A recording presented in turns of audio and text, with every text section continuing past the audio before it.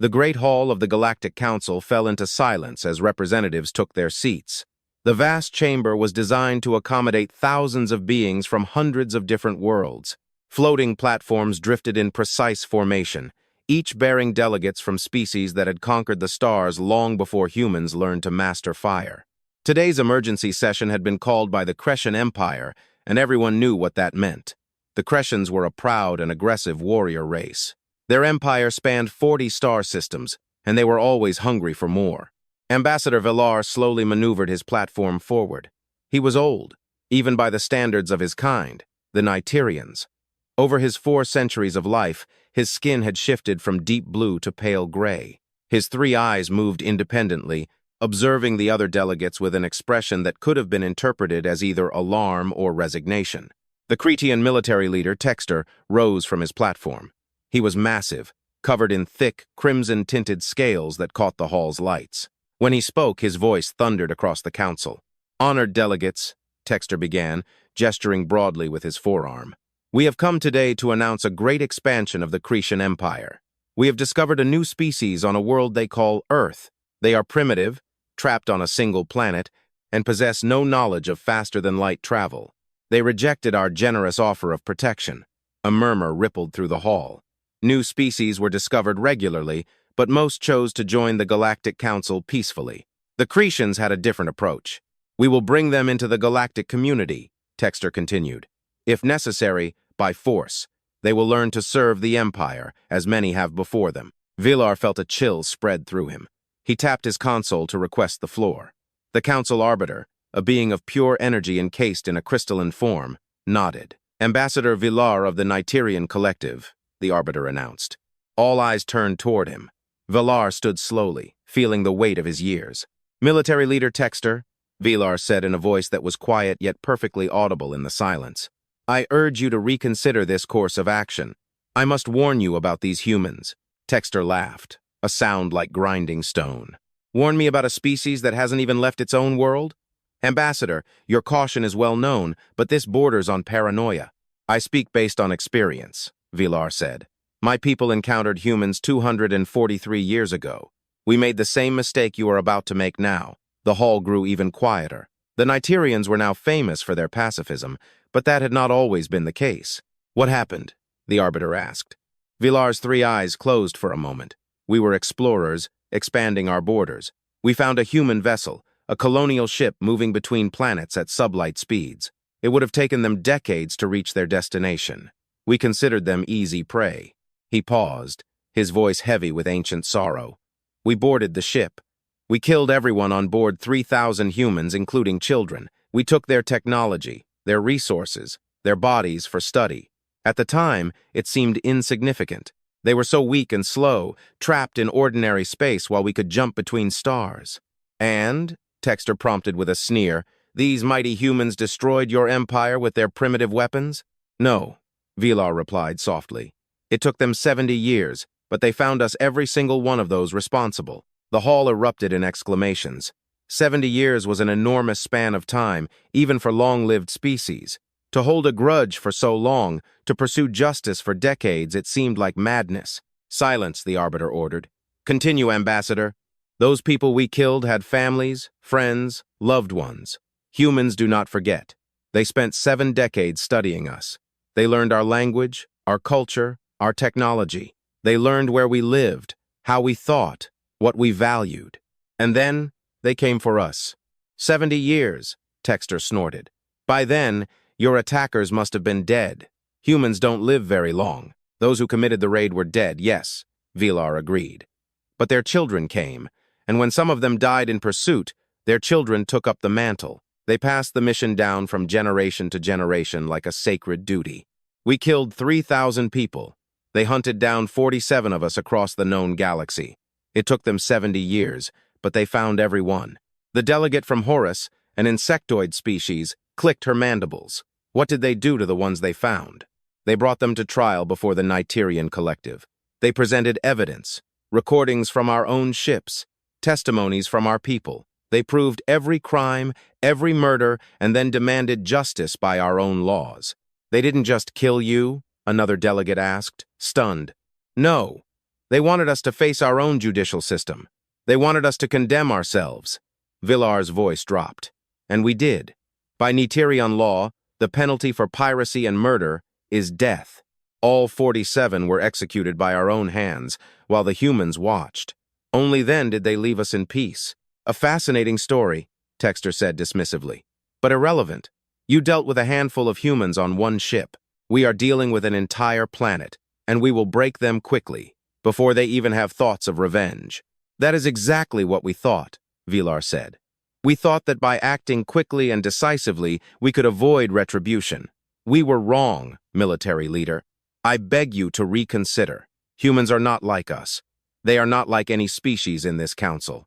They think differently. And how do they think, Ambassador? The Arbiter asked. Villar looked around the hall, searching for words. We build empires. We conquer and rule. We fight for territory, resources, and dominance. But humans fight for each other. They fight for ideas. They fight because someone caused them pain, and they will never, ever stop until they restore balance. They call it justice, but it is something more. It is a fundamental part of who they are. Poetic, Texter said, but meaningless. The Kretian Empire has conquered hundreds of worlds. What makes you think these humans will be any different? Because you are going to kill them, Villar countered. Not all of them. You cannot. There are billions on Earth, but you will kill enough to ignite their rage. And angry humans, humans who have lost their families, their homes, their children, become something else. They become relentless. I will not be taught war by a species of pacifists, Texter growled. The Kretian Empire will do as it sees fit. If the humans resist, they will be crushed. If they continue, we will make examples of them until they learn submission. Villar slowly sank into his seat. There was nothing more to say. He had tried. Other delegates began to whisper. Some supported the Kretians' actions, others expressed mild concern, but no one seriously objected. Earth was far from the Council's main territories, and humans had not yet established contact with other civilizations. If the Kretians wanted to subjugate them, who would stop them? The vote passed. The Council would not interfere in Kretian expansion into human territories. After all, it had always been this way. The strong took what they wanted, and the weak learned to serve or perished. As the session ended and the delegates began to disperse, Villar remained on his platform, watching the hall empty. He thought of the human hunters who had stalked his people for 70 years. He remembered their faces calm and determined. When they presented their evidence, he remembered the leader of the human delegation, an elderly woman whose grandmother had died on that colonial ship. She looked at him with eyes that held no rage or hatred, only the absolute certainty that justice would be served. You look troubled, Ambassador, a voice said. Villar turned to see the Arbiter in his crystalline form. Yes, he admitted. The Kretians have no idea what they are unleashing. Your warning has been recorded, the Arbiter said. But the Council cannot intervene in matters of expansion without clear evidence of genocidal intent. There will be genocide, Villar said quietly. The Kretians will make examples of them. They will destroy cities to break resistance. And when they do that, they will create something far more dangerous than any human army. They will create humans who have nothing left to lose. You seem to have a great deal of respect for this species, the Arbiter remarked. Respect and fear, Villar corrected. I respect their resolve, their loyalty to each other, their refusal to forget or forgive unpunished crimes. But I fear what they become when they are hurt, because they don't just fight to win. Arbiter, they fight so that the one who hurt them can never hurt anyone else ever again. They fight with a completeness that is terrifying to behold. The Arbiter paused, considering the words. Perhaps the Kretians will show mercy in their conquest. Villar let out a sound that might have been a laugh. The Kretians, merciful? No, Arbiter. They will do what they always do. They will suppress with overwhelming force. They will make examples. They will show no weakness. He paused. And the humans will learn. They are very, very good at learning. Months later, Villar sat in his chambers, watching news reports from Earth.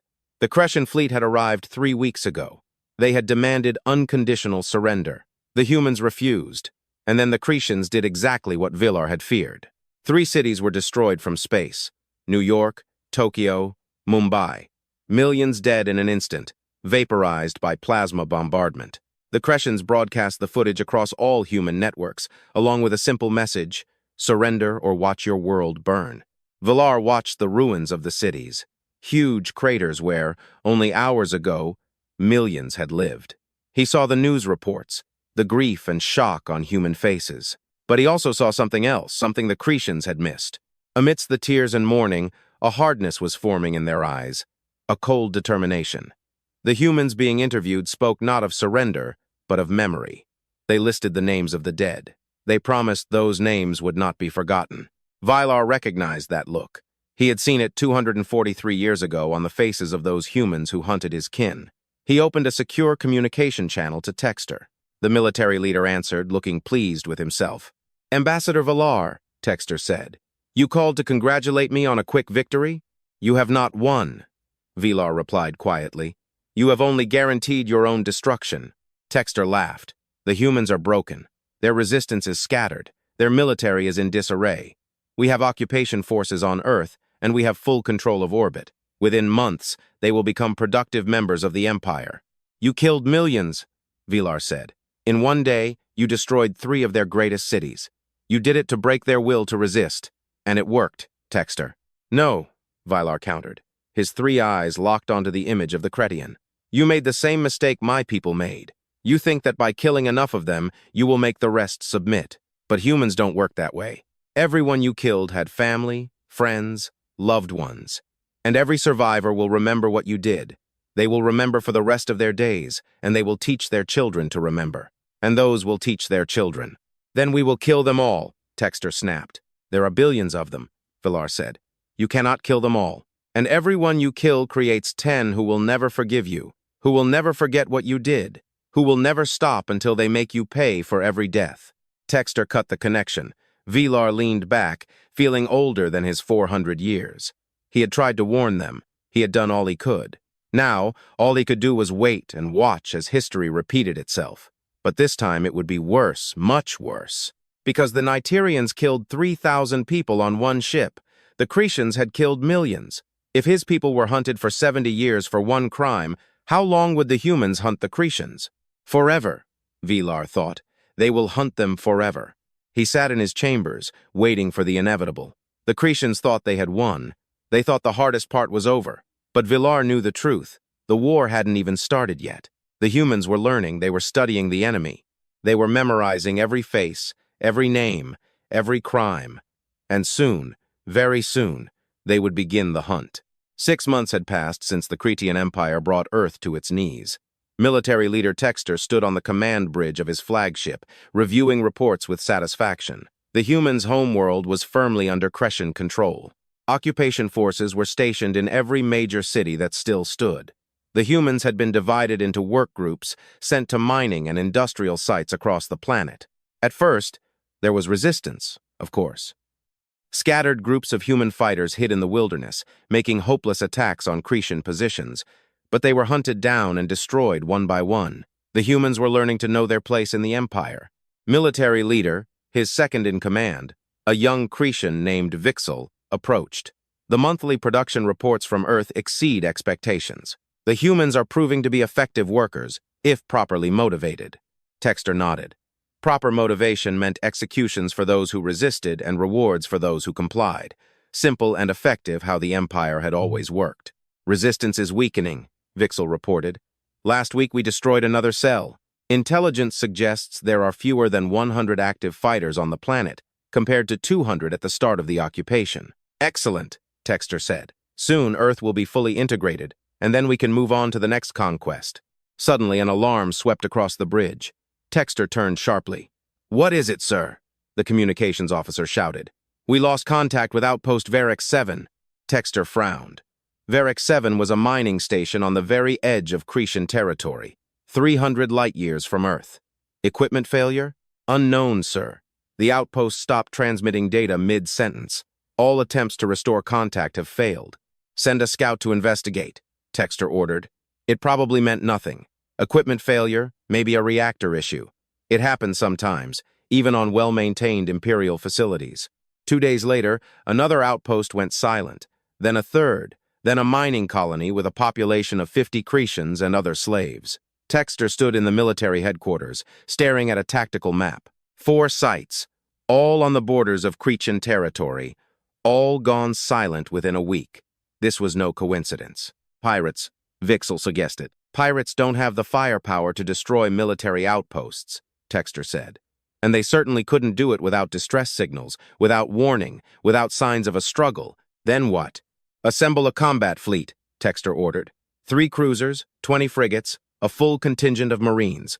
We will investigate Varix 7 personally and find out what is happening. The fleet arrived at Varix 7 3 days later. What they discovered made even hardened Kretian warriors freeze. The outpost had been destroyed, but with unusual weaponry. The structure was mostly intact, but everything inside was dead. The Kretian garrison, the slaves, even the plants in the hydroponics bay, everything. Biological weapon, the science officer reported, his voice trembling. Some sort of engineered virus? It killed everything with a nervous system and then decayed into harmless compounds.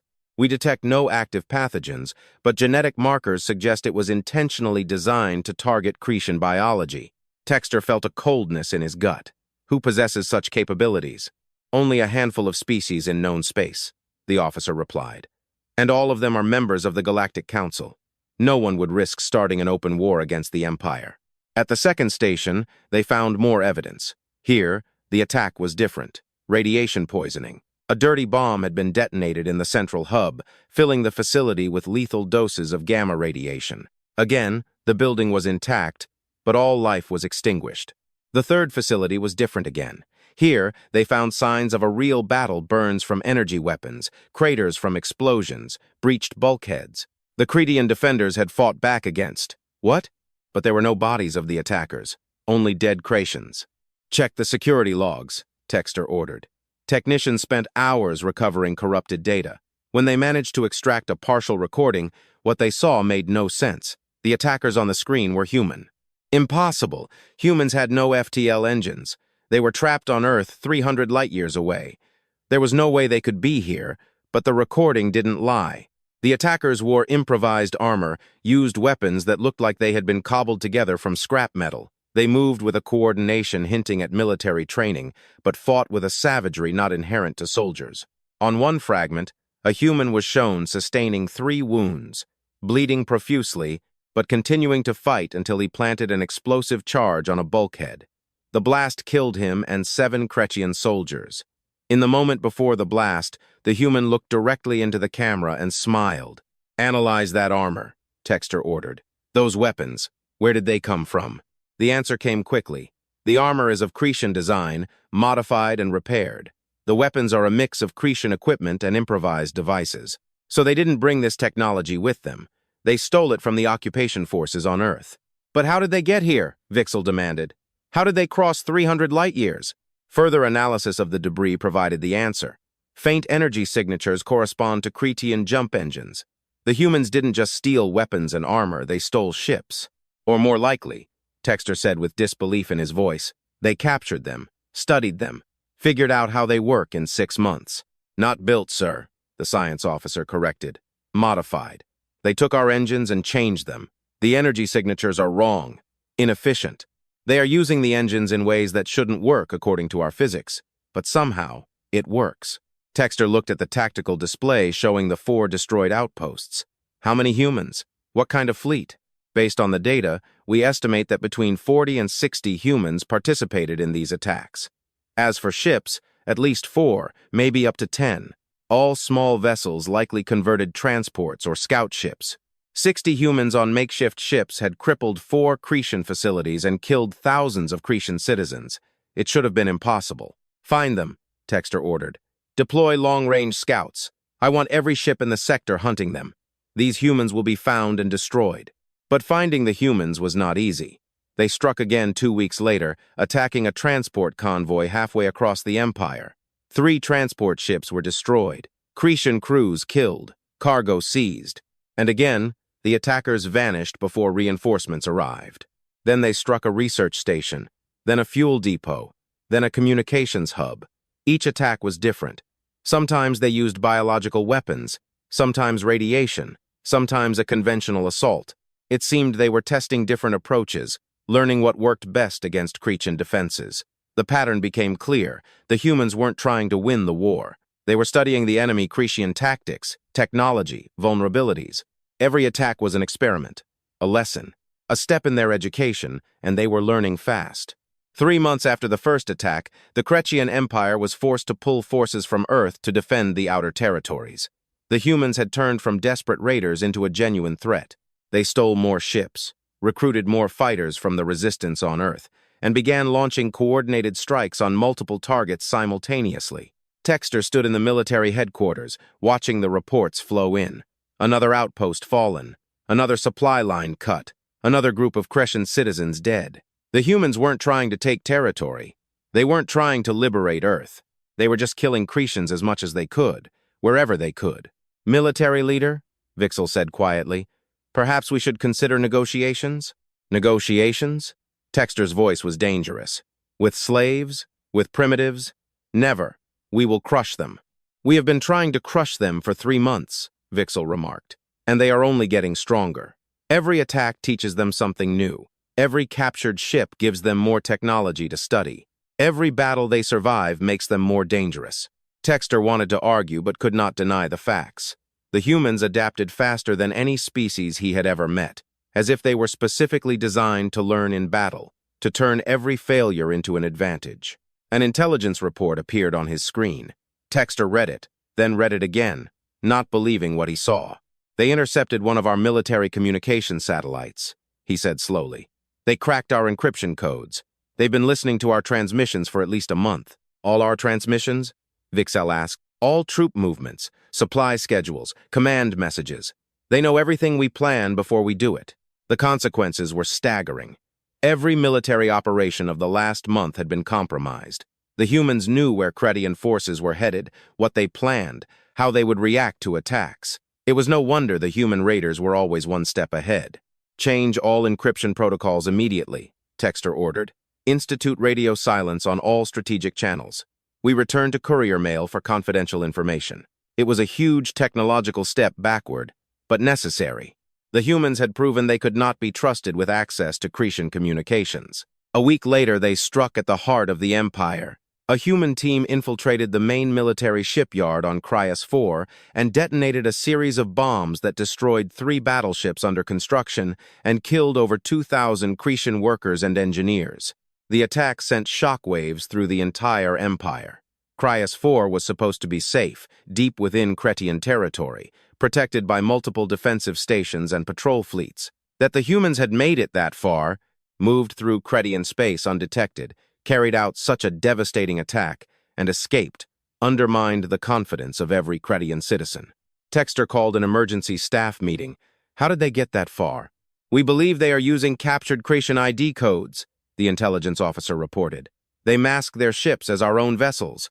Our security systems let them through because they look legitimate. And the bombs? Kretian military explosives, stolen from the arsenals on Earth during the occupation. They were hoarding them, saving them for high-value targets. Texter slammed his fist on the table, cracking the surface. They are using everything against us. Our own weapons, our ships, our codes. What do they actually have? What belongs to them? Their resolve, Vixel said quietly. That is theirs, and it seems inexhaustible. The Galactic Council sent a request. What is happening in Kretian space? Why are there reports of mass destruction? The Empire is under attack by an unknown enemy. Texter didn't want to answer, didn't want to admit that his mighty empire was being bled by a bunch of human raiders. But the questions kept coming, and eventually, he had to reply. We are dealing with a minor insurrection, he reported. Nothing that threatens the stability of the Empire. The situation is under control. It was a lie, and he suspected some council delegates knew it, but they wouldn't push. The Kretians were too strong, too dangerous for a direct confrontation. If they said the situation was under control, the council would pretend to believe it. Ambassador Vilar sent a personal message to Texter. It was brief. I warned you, it is not too late for peace, but it will be too late soon. Texter deleted the message without replying. Peace with humans was impossible. The Empire did not negotiate with slaves and rebels. The Empire crushed them. But as the months went by and the attacks intensified, a terrible thought began to grow in Texter's mind. He remembered Vilar's warning at the council. The Nigerian ambassador said his people killed 3,000 humans, and for that, they were hunted for 70 years. The Kretian Empire had killed millions. If the humans hunted people for 70 years for 3,000 deaths, How long would they hunt the Kretians? How many generations would pass before the humans considered the debt paid? Texter looked at the latest casualty reports. 15,000 Kretians dead in the last 6 months, not from conventional war, but from sabotage raids, assassinations. The humans weren't trying to conquer the Empire. They were trying to make it bleed, to make every Kretian citizen afraid that the humans could strike anywhere, anytime. And it was working. Trade was suffering as merchant ships feared human attacks. Colonies requested additional military protection, stretching the Empire's forces. The economy began to buckle under the weight of the escalating conflict. All because of a few hundred humans and stolen ships. No, Texter corrected himself, not a few hundred. According to the latest intelligence, the size of the human resistance on Earth had grown to more than 500 active fighters. The occupation forces were barely maintaining control, and every week more humans somehow escaped from Earth, joining the raiders in space. The humans weren't defeated. They were multiplying. Texter stood alone in his chambers, looking at a screen showing Earth, the blue-green world that had seemed so easy to conquer just a few months ago. He thought of the millions of humans still left on that planet, working in Kretian facilities, wearing Kretian chains. He thought of what Vilar had said. Everyone you killed had a family, and millions dead means tens of millions of grieving humans. Hundreds of millions who knew someone who died, billions who will remember what the Kretians did to their world. And humans, Vilar had said, do not forget. For the first time since the invasion began, Texter felt something he hadn't experienced in years. Not fear, no. Kretians were too proud for fear, but uncertainty, a creeping doubt. What if Vilar was right? What if this isn't the end of the war, but only the beginning? What if the humans never stop coming? It had been 2 years since the Kretian Empire invaded Earth, and the galaxy had changed in ways no one had foreseen. The mighty Kretian Empire, which once spanned 40 star systems, now controlled only 32. 8 entire systems had been abandoned, deemed too expensive to protect against the humans' relentless attacks. The halls of the Galactic Council were overflowing. Every species wanted to witness what was happening to the Kretians. Some felt sympathy.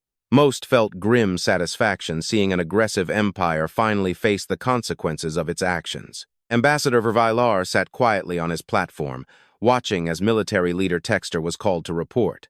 The Kretian looked different than he had 2 years ago. His scales had dulled, his movements were less confident. He had the look of someone who hadn't slept well in a very long time. The situation remains manageable, Texter said, but his voice lacked conviction. We have implemented new security protocols and increased military presence in vulnerable sectors. The human insurrection, though persistent, poses no existential threat to the Empire. The delegate from Horus raised a limb. Military leader, our merchant ships report that several Kretian systems are now under total quarantine. Your own military forbids ships from entering or leaving. That does not sound manageable. Texter's jaw tightened. Temporary security measures. We are hunting down the human saboteurs who have been sabotaging our infrastructure for 2 years. Another delegate asked, how many saboteurs could there be? Humans are inventive, Texter admitted. They proved harder to liquidate than expected. Vilar requested the floor. Upon receiving it, he stood slowly. Military leader, perhaps it is time to share the true scale of the situation with the Council. The ambassador has no authority to speak about Kretian internal affairs, Texter snapped. Then I will speak about human affairs, Vilar replied calmly. Because what is happening in your empire is no longer an internal affair. It is a demonstration of what humans do when they are attacked. And every species in this room should understand what that means. The Arbiter's crystalline form pulsed with light. Please clarify, Ambassador. Vilar activated a holographic display. It showed a map of Kretian space with red markers indicating the locations of human attacks. There were hundreds, scattered across every remaining Kretian system.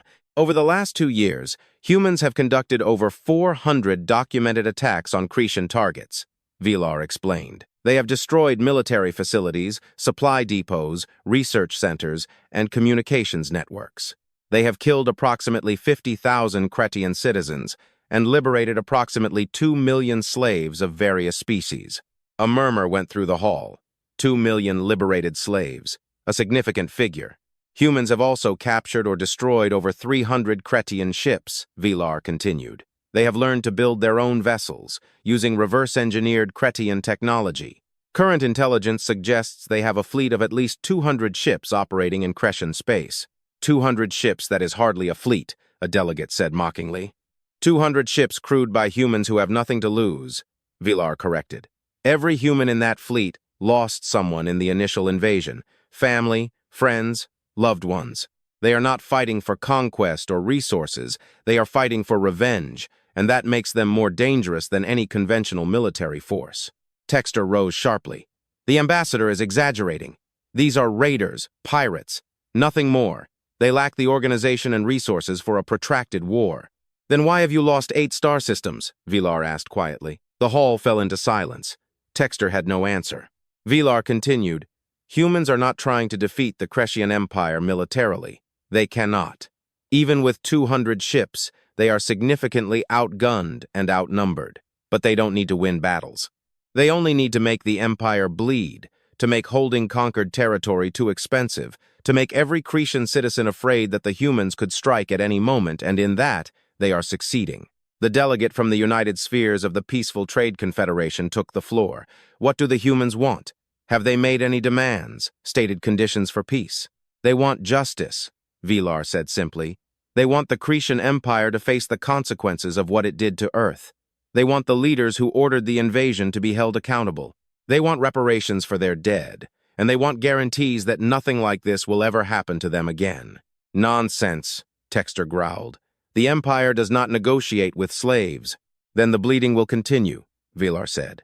And eventually, you will lose not 8 systems, but 18 or 28.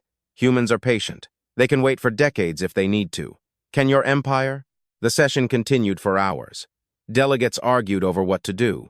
Some suggested military intervention to help the Kretians. Others suggested mediation. Some quietly suggested that perhaps the Kretians deserved what was happening to them. In the end, the council voted to offer mediation services, but not military support. The Kretian Empire would have to solve its human problem on its own. On the other side of the galaxy, at a hidden base in an asteroid belt in space that once belonged to the Kretians, Commander Sarah Chen studied reports on her latest missions. She was 43 years old, though she looked older. 2 years of constant war had left their mark gray hair, a face lined with fatigue and grief. She had been a civilian before the invasion, a teacher. She was at work when the Kretian bombardment destroyed Mumbai.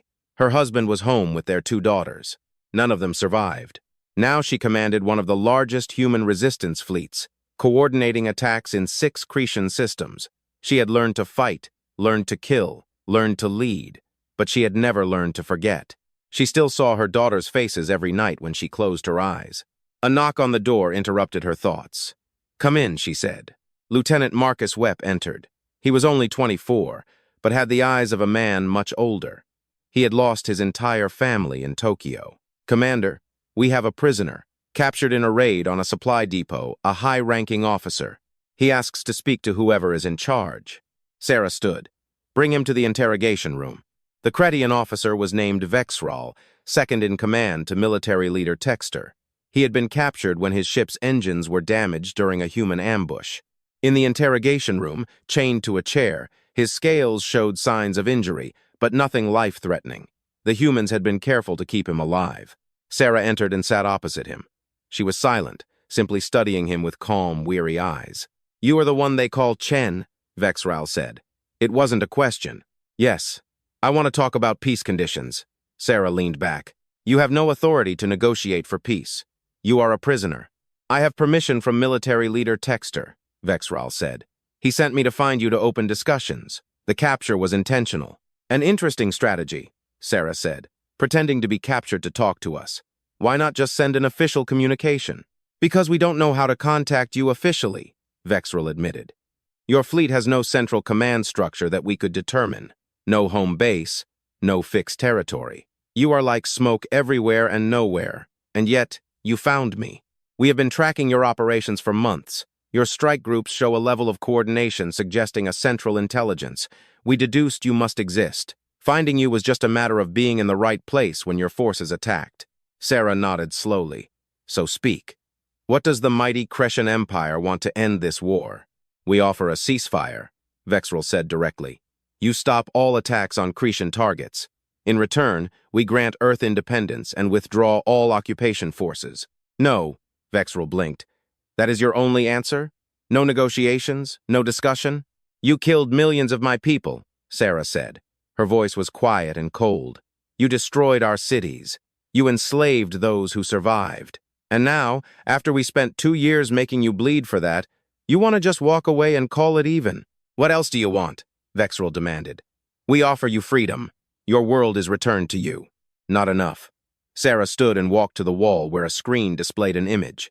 She activated it, and Vexrel saw photos of thousands of them, faces of people, young and old, smiling for the camera, happy, alive, unaware of what was coming. These are the dead, Sarah said. Everyone on Earth who died in your attack, we know all of them by name. We have memorialized each of them. And you think you can give us back our planet and we will just forget that these people existed? They are already dead, Vexrel said. Nothing can bring them back. No, Sarah agreed. But we can make sure they didn't die in vain. We can make sure that everyone who ordered them killed, everyone who carried out those orders, everyone who profited from their suffering, faces justice. You want us to hand over our leadership, our military commanders? That will never happen. Sarah turned to him. Then we will come and take them ourselves. Vexrel stared at her. You cannot believe you can defeat the entire Kretian Empire. You have 200 ships. We have thousands. You have a few 100,000 fighters. We have billions of citizens. The math itself makes victory impossible for you. We don't need to defeat you, Sarah said. We just need to make you wish you had never heard of Earth. Every day we will attack your facilities, kill your people, destroy your economy.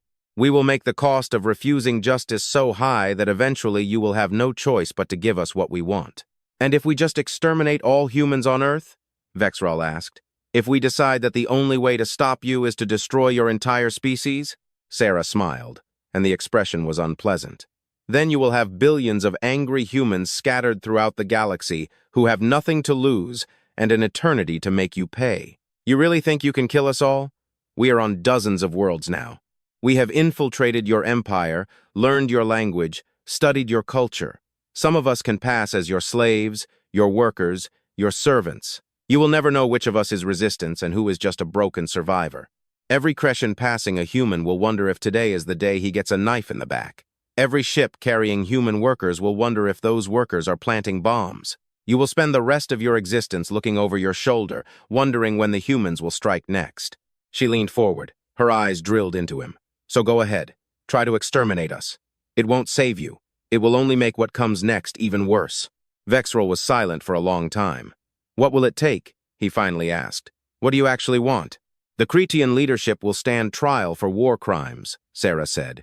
Every officer involved in the decision to attack Earth, every ship captain who carried out the bombardment, every commander who managed the occupation will stand trial presided over by the Galactic Council. They will answer for every death, every crime, every act of cruelty. And if they are found guilty, they will face punishment under the laws of the Galactic Council. And if we agree to this, then you will stop attacking us? You will leave Kretian space? We will rebuild our world and leave you alone. Would you trust us to keep such an agreement? No, Sarah said honestly. That is why it will be enforced by the Galactic Council. We want Earth to be admitted to the Council as a full member with all the protections that brings. We want a demilitarized zone around our system, and we want reparations to help rebuild what you destroyed. Vexrel shook his head. Military leader Texter will never agree to these terms. The Emperor neither. Then more Kretians will die, Sarah said simply. And the funny thing is, military leader, we aren't even using our full force yet. This fleet, these attacks, they account for less than 15% of Earth's total military potential. The rest are back home building ships, training soldiers, developing new weapons. We are learning with every skirmish, getting better, stronger. In another year, we will be twice as effective. In 5 years, we will be unstoppable. You are bluffing, aren't you? Sarah smiled. You have been fighting us for 2 years. Have we become weaker or stronger in that time? Have our attacks become less frequent or more? Have we lost territory or gained? Vexrel found no answer. The truth was obvious. The humans weren't winning in a conventional sense, but in the way that mattered.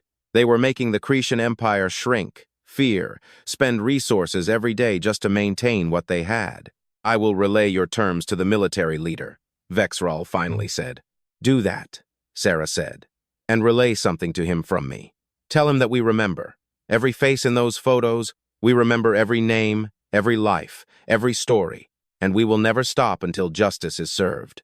He can give it to us now relatively peacefully, or we can take it from him over the next 10 years, the next 50 years, the next 100 years.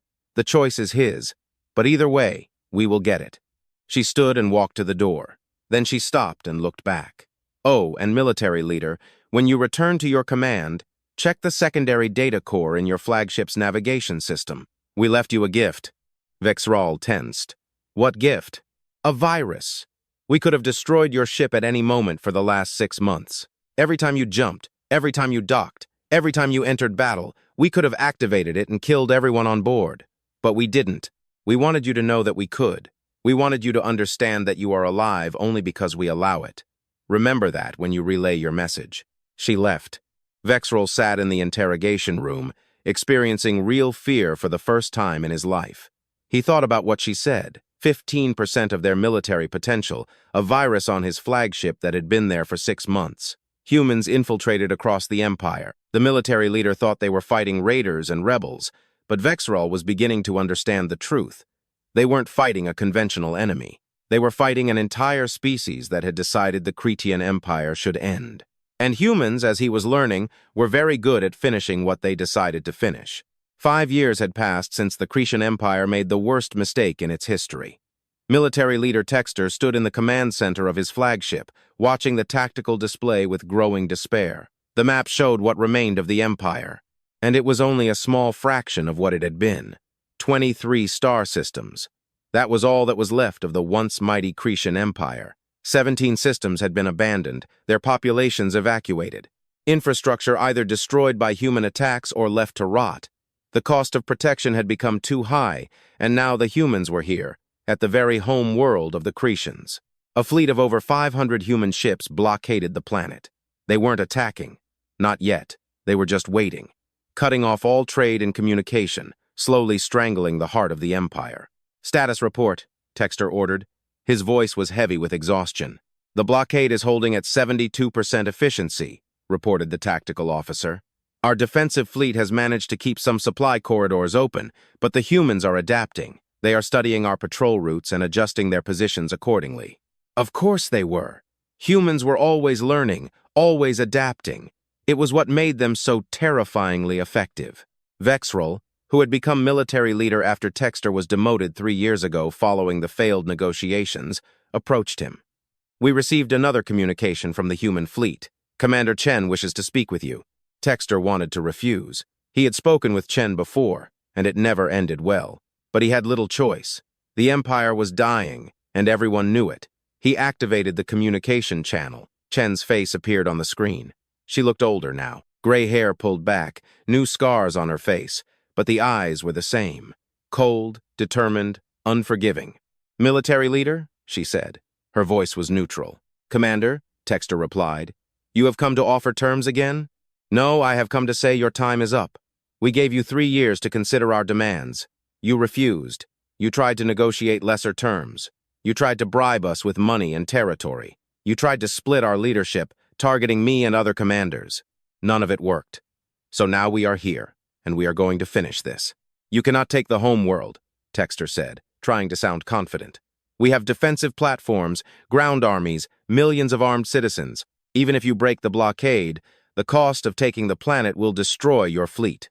We don't plan to take the planet, Chen said. We plan to make you give it to us. Before Texter could respond, sirens wailed across the flagship. The tactical display lit up with new information. The human ships were moving, but not toward the defensive fleet. They were regrouping around the planet's major cities and industrial centers' military bases.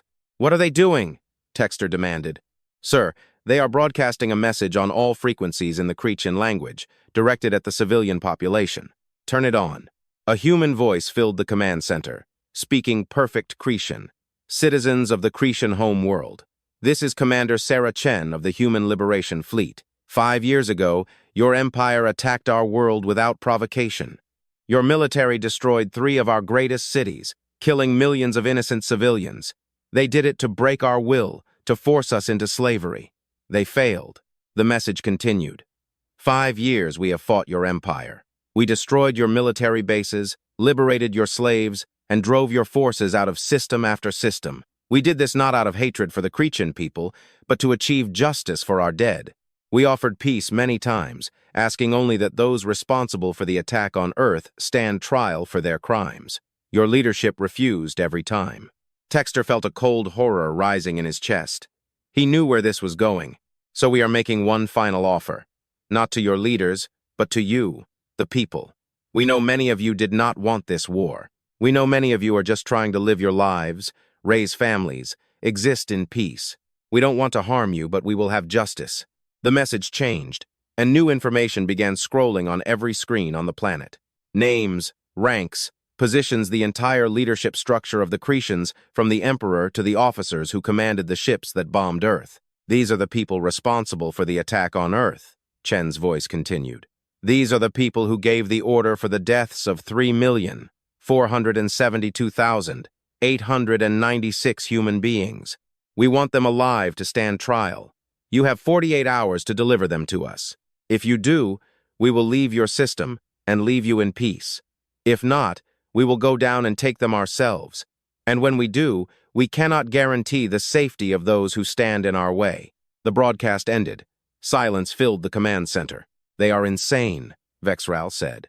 They think the civilian population will just hand over the Emperor, the military command. That will never happen. But Texter wasn't so sure. He accessed the planetary communication networks, watching the civilian channels. What he saw made his blood run cold. The Kretian people were talking, arguing, debating, and a significant portion of them were asking a very dangerous question. Why should they die protecting leaders who dragged them into this catastrophic war? 5 years of conflict had taken its toll on the Kretian homeworld. The economy was in ruins, trade had collapsed, food was rationed. Every family had lost someone in the war, whether in battle or in human raids. And now the humans were here, offering a way out, a way to end the suffering. All they had to do was hand over the leadership. Lock down the palace, Texter ordered. Secure the Emperor and the command staff. I want a full military guard for all high-ranking officials. But even as he gave the order, he knew it might not be enough. The humans had spent 5 years infiltrating society, studying their culture, language, systems. They had agents everywhere, and they had just given those agents a very specific mission. 18 hours after the deadline, the first attempt occurred. A group of Kretian citizens, armed with improvised weapons, tried to storm a military facility where several officers on the list were located. They were repelled by security forces, but the message was clear. The people were turning against their own leadership. 24 hours later, riots broke out in the capital. Thousands of Kretians demanded the leadership surrender to human justice. The military was forced to use crowd control measures, which only made the situation worse. 30 hours later, a high-ranking admiral from the list of war criminals was found dead in his home, killed by his own guards, who then tried to deliver the body to the human fleet. They were arrested, but the damage was done. The leadership was eating itself. Texter sat in his chambers watching everything collapse. Vexral entered without knocking. We need to evacuate the Emperor, Vexral said. Take him off-planet to one of the secure facilities in the outer systems. And then what? Texter asked. The humans will follow us. They always follow. You know that as well as I do. Then what do you suggest? That we just surrender, hand over the Emperor, and let the humans dictate terms to us? Texter was silent for a long time. Then he said something he never thought he would say. Yes, that is exactly what I am proposing. Vexral stared at him. You cannot be serious. Look at what has happened, Texter said, pointing to screens showing riots, chaos, a dying empire. We lost this war 5 years ago. We just didn't know it. The humans are not going to stop. They are not going to forgive. They are not going to forget. Every day we refuse to give them justice is another day our people suffer. Another day our empire crumbles. We cannot win this war, Vexral. The only question is how much more we will lose before we admit it. If we surrender the leadership, we lose all authority, Vexral argued. No one will ever respect the Kretian Empire again. The Kretian Empire is already gone, Texter said quietly. It died the moment we decided to attack Earth. We just haven't stopped moving yet, like a body that doesn't know it's dead. He stood and walked to the window, looking at the city below. Fires burned in several districts where riots had broken out. I was there at the council 5 years ago when Ambassador Villar warned us. He told us exactly what would happen. He told us the humans would never stop, never forgive, never forget. I thought he was exaggerating, I thought we were too strong, too powerful for a primitive species to threaten us. I was wrong. So what do we do? Vexrel asked. We will contact Commander Chen, Texter said. We will negotiate the surrender not just of the leadership, but of the Empire itself. We will end this war before there is nothing left to save. Communication with Chen was arranged within hours. She appeared on the screen, surrounded by other human officers. Her expression was inscrutable. Military leader Texter, she said. I did not expect to hear from you so soon. I want to discuss terms of surrender, Texter said. The words tasted like ash in his mouth. The terms have not changed, Chen replied. Everyone on the list will stand trial. No exceptions. I understand, but I want to add a condition. The trials must be fair, presided over by neutral parties from the Galactic Council. The accused must be allowed to defend themselves, and the punishments must be proportionate to the crimes. Agreed? We want justice, Chen said, not vengeance. A fair trial is justice. And what will happen to the Kretian people after the trials? Chen paused for a moment. That depends on them. If they choose peace, if they commit to never attacking another species without provocation, if they pay reparations for the damage they caused, then they can recover. We will not occupy your worlds. We will not enslave your people. We will leave you alone. Would you trust us to keep our word? No, Chen said honestly. That is why Earth will join the Galactic Council as a full member. If your empire ever attacks another species again, the entire council will respond. You will face not just the humans, but every species in the known cosmos. Your empire learned that fighting one determined species is hard enough. I do not recommend trying to fight all of them. Texter nodded slowly. I will organize the handover of the accused within 24 hours, but there is one problem. The Emperor has escaped. He took a ship and left the home world 6 hours ago. We do not know where he headed. Chen's expression didn't change. Then we will find him. It might take time, but we will find him. We found everyone else on our list. He will be no different, even if it takes years, even if it takes a decade, Chen said. We told you 5 years ago. We never forget. We never stop. The Emperor can run to the edge of the galaxy if he wants. We will still find him in the end. And when we do, he will stand before justice, like everyone else. The broadcast ended. Texter sat in his chair, feeling ancient despite being only 40. In just 5 years, the humans had destroyed an empire that had stood for centuries, not through numerical superiority or technology, but through pure, ruthless resolve. He thought of the 3 million people who died in the initial attack. He thought of the 50 million Kretians who died in the war that followed. All of it could have been avoided if they had just listened to Vilar's warning. Never attack humans. They will hunt you across galaxies. The old Nigerian was right. And now the Kretian Empire would serve as a warning to every other species in the galaxy. A cautionary tale about what happens when you underestimate humanity's capacity for revenge. The trials began 3 months later, held on a neutral station under the supervision of the Galactic Council. The proceedings were broadcast across the galaxy.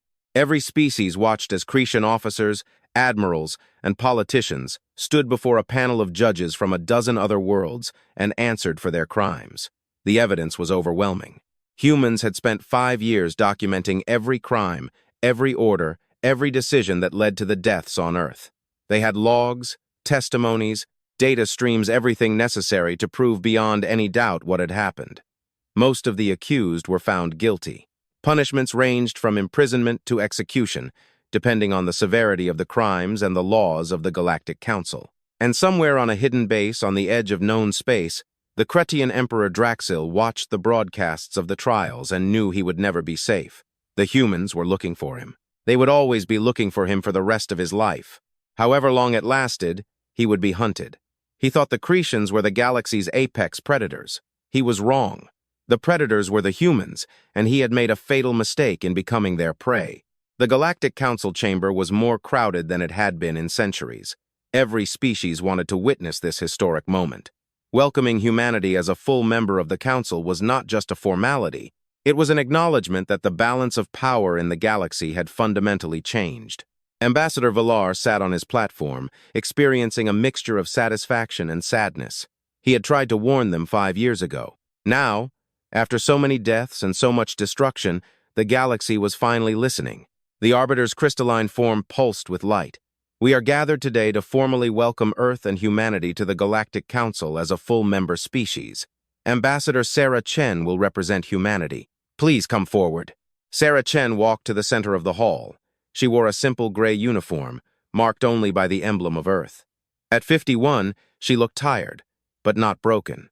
The weight of 5 years of war was reflected in the lines on her face, but her eyes were still sharp and clear. She hadn't wanted this role. She had wanted to return to Earth to try to rebuild some semblance of a normal life. But the human government asked her to serve, and she agreed. The woman who had been a teacher was now the face of humanity to the galaxy. "Ambassador Chen," said the Arbiter, "do you accept the responsibilities and obligations of Council membership on behalf of humanity and Earth?" "I do," Sarah said. Her voice resonated through the silent hall. "Then by the authority vested in this Council, I declare Earth and humanity full members with all the rights and protections that entails." Applause rang out from some delegates. Others remained silent, still digesting what humanity had done to the Kretian Empire. Fear and respect are often hard to distinguish. "Ambassador Chen," the Arbiter continued, "it is customary for new members to address the Council. Do you wish to speak?" Sarah nodded. She had prepared a speech, something diplomatic and conciliatory, but standing there, looking at the gathered species, she decided to speak from the heart instead. "5 years ago," she began, "my species had never met any of you. We didn't know the Galactic Council existed. We were alone in the universe as far as we knew, working to create a better future for ourselves. Then the Kretian Empire came to our world. They didn't come in peace. They came to conquer. And when we refused to submit, they killed millions of us." The hall remained silent. Everyone knew the story, but hearing it from a human perspective was different. "I was a teacher before the war," Sarah continued. "I taught history to children. I had a husband and 2 daughters. I lost them all when the Kretians destroyed Mumbai in an instant. Everything I loved was taken from me, and I was not alone. Millions of humans lost everything that day." She paused, gathering her thoughts. "We could have surrendered. We could have accepted our fate as slaves to the Empire. Many species throughout history have done exactly that when faced with overwhelming force. But humans don't work that way. We don't accept injustice just because fighting it is hard. We don't forget the people we lost, and we don't stop until we make things right. So we fought with stolen ships and improvised weapons, with courage and desperation, and a resolve that surprised even us. We learned to fight in space. We learned FTL travel.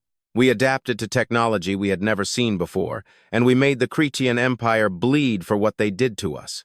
Sarah looked around the hall, meeting the eyes of delegates from dozens of species. "I am not proud of the killing. I am not proud of the destruction. Every Kretian who died in this war was someone's child, someone's parent, someone's friend. I understand that, but I am proud that we refused to be victims. I am proud that we stood up to defend ourselves when no one else would. And I am proud that we sought justice, not simple vengeance. The trials are over. Most of those responsible for the attack on Earth have faced justice. We are still looking for the Emperor and a few others who escaped, but we will find them in the end. We always find them. But the war is over, the killing can stop, and now we can focus on building something better." She turned to the Arbiter directly. "Humanity enters this council with eyes wide open. We know the galaxy can be a dangerous place. We know there are species that look at power as an excuse for conquest. We know that laws and treaties are only as strong as the will to uphold them. But we also believe in cooperation, in trade, in peace when possible, and in justice when it is not. We will be good neighbors to those who treat us with respect. We will honor our agreements and fulfill our obligations. We will contribute to the Council and support its mission of maintaining peace in the galaxy. But we want to be very clear about one thing." Sarah's voice became harder, colder. "If anyone attacks Earth again, if anyone attacks our allies, if anyone thinks that humanity will be an easy target because we are new to galactic politics, they are making a fatal mistake. We did not spend 5 years fighting the Kretian Empire to let another aggressor take its place. We are capable of defending ourselves, and we are very, very good at making our enemies regret they attacked us." She let that hang in the air for a moment before her tone softened slightly. "But we would much prefer to be friends than enemies. We would much prefer to trade than fight. We would much prefer to build together than destroy each other. The choice is yours. Treat us with respect, and we will do the same. Treat us as enemies, and you will learn why the Kretian Empire no longer exists as it once did." Sarah returned to her platform. The hall was silent for a long time. Then, slowly, delegates began to speak. welcoming humanity to the Council, offering trade agreements and cultural exchanges. The galaxy adapted to its new member, but quiet conversations also took place over private channels.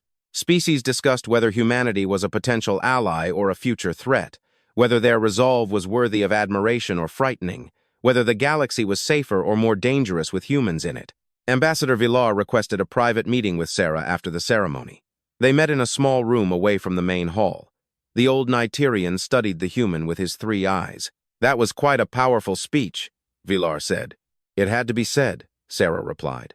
"The galaxy needs to understand who we are." "Ambassador Chen," Villar said, "what should the galaxy expect from humanity?" Sarah carefully considered the question. "We are a species that values loyalty above almost everything else. Loyalty to our families, our friends, our principles. When someone attacks what we value, we don't forget it. We don't forgive it unless justice has been served. We are capable of great cruelty when pushed, but we are also capable of great compassion. We can be your best friends or your worst enemies. The choice is not ours, it is yours." Villar nodded slowly. "My people learned that lesson 243 years ago. We have been at peace with humanity ever since, even before we knew you were becoming a spacefaring species. We have watched your development with interest and, I admit, some fear." "Fear? You are dangerous, Ambassador, not because you are aggressive, but because you are relentless. When you decide something must be done, you do not stop until it is done. That kind of resolve is rare in the galaxy. Most species know when to stop, when to accept a loss and move on. Humans do not seem to possess that quality." "Is that a bad thing?" Sarah asked. "Depends on what you decide to be relentless about," Villar said. "If you focus that resolve on building and creating, on making the galaxy better, then no, that is not a bad thing. It is a beautiful thing. But if you focus it on destruction, on revenge, on conquest, then yes, it is frightening." "We don't want to conquer anyone," Sarah said. "We just want to be left alone to live our lives. Is that so hard for the galaxy to understand?" "For some species, yes," Villar admitted. "There are empires out there that look at any new spacefaring species as a potential subject or a potential threat. The Kretians were not unique in their aggression, only in their willingness to attack unproven intelligence. Others will be more cautious, but they will still see humanity as something that needs to be controlled or eliminated. Then they will learn the same lesson the Kretians did," Sarah said quietly. "I believe you," Villar said, "and that is why I came to talk to you to offer a warning. Just as I warned the Kretians 5 years ago, the galaxy is watching you now. Every species is trying to determine what kind of member humanity will be. If you appear too aggressive, too ready to use force, they will unite against you. No matter how determined humans are, you cannot fight the entire galaxy." "We will not start any wars," Sarah said, "but we will finish them." "That may not be enough," Villar said. "Perception matters in galactic politics. The Kretians are spreading stories about human cruelty, human ruthlessness, terrible things you did during the war. Some of it is true, some of it exaggerated, but it shapes how other species look at you." Sarah's jaw tightened. "We did what we had to do to survive, to achieve justice. I know, and I support what you did, but you need to be aware of the narrative building around humanity. You need to show the galaxy another side, a compassionate side, the side that builds, creates, and helps. How do we do that?" "Start with the liberated slaves," Villar suggested. "Those 2 million beings you freed from Kretian facilities during your raids. Most of them have nowhere to go.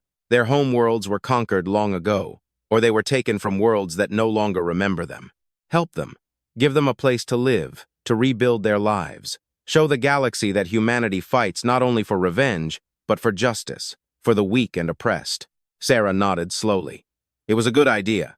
We have already discussed it. Earth has offered to take in refugees, and several of our colonial worlds have volunteered to provide space for resettlement.